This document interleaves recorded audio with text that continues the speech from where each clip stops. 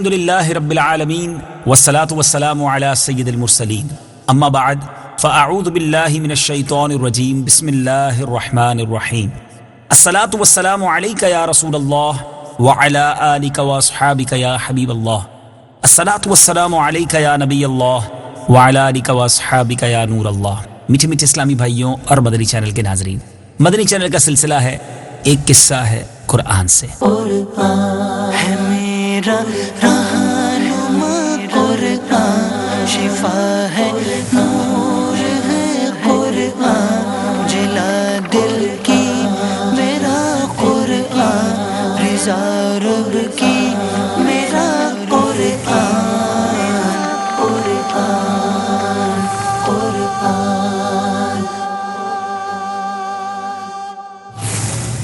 آج کون سا قصہ سننا ہے؟ آج ہم بات کریں گے حضرت یوسف علیہ السلام کے مبارک کرتے کی۔ جی ہاں، اس کرتے کا ذکر بھی قرآن میں موجود ہے، اور کیسا باکمال کرتا شریف تھا، اور حضرت یوسف علیہ السلام کے کیسے معجزے کا ظہور ہوا، اور قرآن میں اس معجزے کا تذکرہ کس انداز سے ہے، آئیے سنتے ہیں۔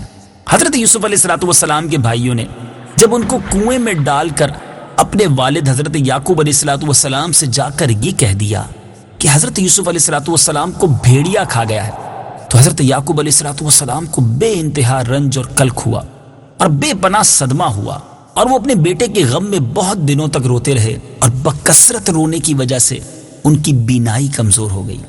پھر برسوں کے بعد جب برادران یوسف علیہ السلام قحط کے زمانے میں غلہ لینے کے لیے دوسری مرتبہ مصر گئے، اور بھائیوں نے آپ کو پہچان کر اظہار ندامت کرتے ہوئے معافی طلب کی، تو آپ علیہ السلام نے انہیں معاف بھی فرما دیا اور فرمایا کہ آج تم پر کوئی ملامت نہیں، اللہ تعالیٰ تمہیں معاف فرما دے، وہ ارحم الراحمین ہے۔ جب آپ نے اپنے بھائیوں سے اپنے والد ماجد حضرت یعقوب علیہ السلام کا حال پوچھا، اور بھائیوں نے بتایا کہ وہ تو آپ کی جدائی میں روتے روتے بہت ہی نڈھال ہو گئے ہیں، اور ان کی بینائی بھی بہت کمزور ہو گئی ہے۔ بھائیوں کی زبانی والد ماجد کا حال سن کر حضرت یوسف علیہ السلام بہت ہی رنجیدہ اور غمگین ہو گئے۔ پھر آپ نے اپنے بھائیوں سے فرمایا، اور جو فرمایا وہ قرآن میں موجود ہے۔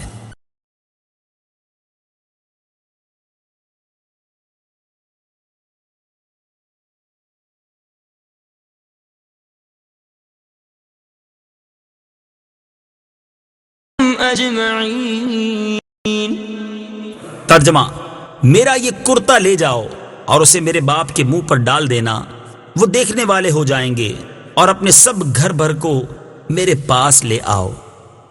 چنانچہ حضرت یوسف علیہ السلام کے بھائی اس کرتے کو لے کر مصر سے کنعان روانہ ہو گئے۔ آپ کے بھائیوں میں سے یہودا جو ایک بھائی تھا، اس نے کہا کہ اس کرتے کو میں لے کر حضرت یعقوب علیہ السلام کے پاس جاؤں گا، کیونکہ حضرت یوسف علیہ السلام کو کنویں میں ڈال کر ان کا خون آلود کرتا بھی میں ہی ان کے پاس لے کر گیا تھا، اور میں نے ہی یہ کہہ کر ان کو غمگین کیا تھا کہ حضرت یوسف علیہ السلام کو بھیڑیا کھا گیا ہے۔ تو چونکہ میں نے انہیں غمگین کیا تھا، لہٰذا آج میں ہی یہ کرتا دے کر اور حضرت یوسف علیہ السلام کی زندگی کی خوشخبری سنا کر ان کو خوش کرنا چاہتا ہوں۔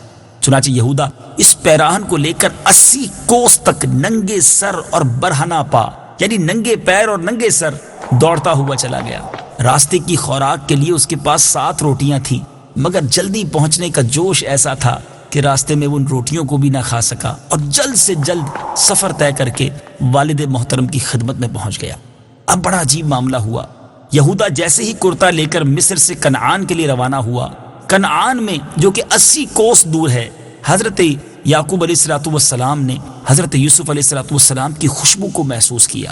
آپ نے اپنے پوتوں سے فرمایا، جو فرمایا وہ بھی قرآن میں موجود ہے، آئیے سنتے ہیں۔ انی لأجد ریح یوسف لولا ان تفندون۔ ترجمہ: بے شک میں یوسف کی خوشبو پا رہا ہوں، اگر تم مجھے کم سمجھ نہ کہو۔ آپ کے پوتوں نے جواب دیا کہ خدا کی قسم، آپ اب بھی اپنی اس پرانی وارفتگی میں پڑے ہوئے ہیں، بھلا کہاں یوسف علیہ السلام ہیں اور کہاں ان کی خوشبو؟ لیکن جب یہودا کرتا لے کر کنعان پہنچا، اور جیسے ہی کرتے کو حضرت یعقوب علیہ السلام کے چہرے پر ڈالا، تو فوراً ہی ان کی آنکھوں میں روشنی آ گئی۔ سبحان اللہ! اس عظیم واقعے کو قرآن پاک نے کس طرح بیان کیا ہے۔ آئیے تلاوت قرآن پاک سنیے اور ترجمہ سنیے۔ فلما أن جاء البشير ألقاه على وجهه فارتد بصيرا قال ألم أقل لكم إني أعلم من الله ما لا تعلمون۔ ترجمہ، پھر جب خوشخبری سنانے والا آیا تو اس نے وہ کرتا یعقوب کے منہ پر ڈال دیا، اسی وقت وہ دیکھنے والے ہو گئے۔ یعقوب نے فرمایا میں نے تم سے نہ کہا تھا کہ میں اللہ کی طرف سے وہ بات جانتا ہوں جو تم نہیں جانتے۔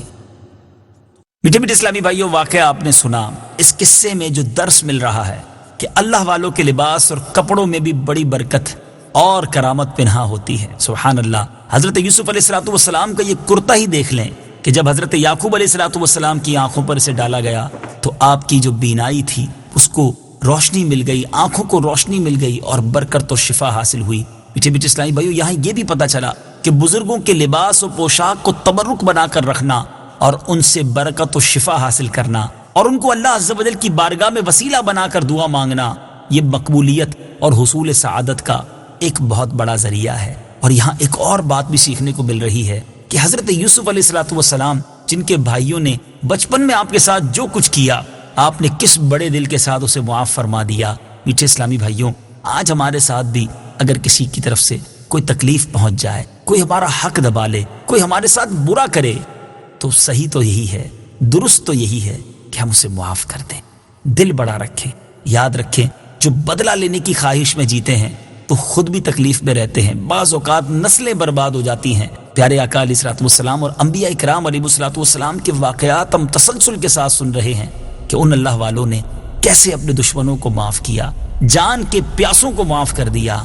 ہمیں بھی اپنے مسلمان بھائیوں کو معاف کر دینا چاہیے۔ چھوٹی چھوٹی باتوں پر لوگ رشتہ داری ختم کر دیتے ہیں، دوستیاں ختم کر دیتے ہیں، کاروبار برباد ہو جاتے ہیں۔ ایسا نہ کریں، دل بڑا کریں، اللہ کی رضا کے لیے معاف کریں۔ ایک روایت میں آتا ہے کہ جو اللہ کے بندوں کو معاف نہیں کرتا، اللہ بھی اسے معاف نہیں فرماتا۔